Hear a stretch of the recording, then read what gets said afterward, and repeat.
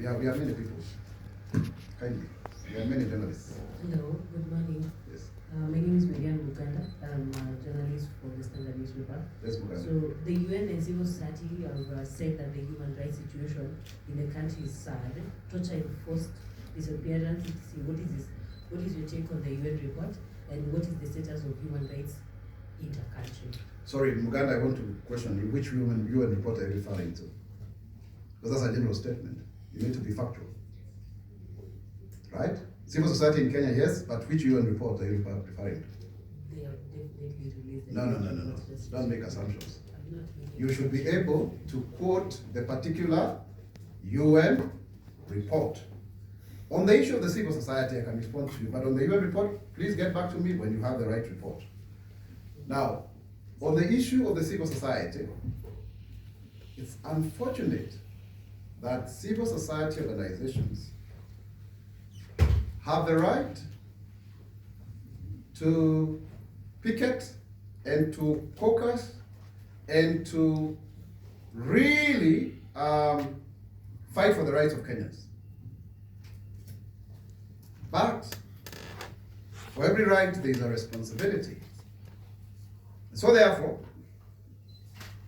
we have seen of late members of the civil society, of which I'm a former member already, by the way, that's where I started my career, indulging into politics. And I was very surprised. About 3 weeks ago, I was invited at a civil society event, and I was even with some of my colleagues who are here. And the same members of the civil society could not allow me to speak. They were just shouting. I mean, I did have a right to speak. They are indulging into misinformation and disinformation. There is this Diana Gishengo, the leader, is it the Institute of Social Accountability? She went on Spice FM, lying openly that my office has got 36 billion. I wish I had the money. I mean, how do you make such blatant lies and you get away with it?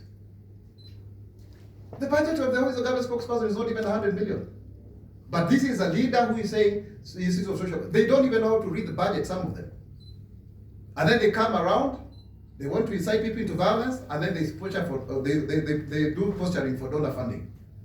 Because there are people who must oppose government when it is having its right properly. That is why they had that thing of blood parliament.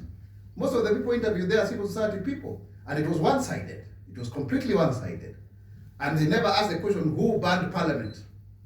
But they were quick to say, and they were saying 3 people. We reported 9 from IPOA, which is a state agency. And we said there are 60 cases and we're still investigating them. And people are even being arraigned in court. So we are even more transparent than them. But because they are in the game of playing politics, for their local benefactors, but also internationally for funding, then they can mix those assertions. I would want to say categorically that the Kenya government is very, very, committed to ensuring human rights and fundamental freedoms as per the international jurisprudence enshrined in various conventions that Kenya is a treaty to within the community and committee of the United Nations. Thank you.